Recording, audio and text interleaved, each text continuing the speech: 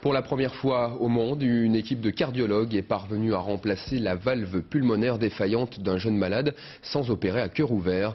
Les chirurgiens de l'hôpital Necker à Paris ont réussi à poser une prothèse par voie transcutanée, une avancée médicale qui pourrait concerner 20 000 personnes dans les prochaines années. Les explications de Sylvain Lequen et Marc Doux. À première vue, cette valve pulmonaire n'a rien de particulier. Pourtant, elle a été implantée sans avoir à ouvrir le cœur du patient.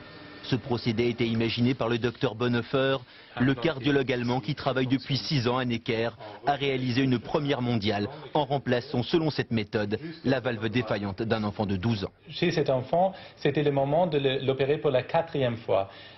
La réouverture de la poitrine répétée est bien sûr un problème pour le chirurgien parce que ça donne des adhérences, ça donne beaucoup de cicatrices et c'est difficile d'ouvrir la poitrine. Et chaque fois, de plus qu'il faut le faire, le risque augmente.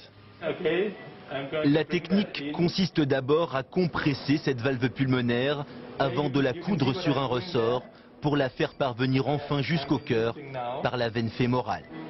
Lorsque cette valve se détériorera, selon les cardiologues, il devrait être possible, toujours par voie fémorale, d'en poser une plus petite qui pourra s'insérer à l'intérieur de la précédente. En France, chaque année, 1 millier d'enfants naissent avec ce type de lésion cardiaque et le nombre de candidats potentiels à cette valvulation, selon les cardiologues, s'élèverait en tout à près de 20 000 patients.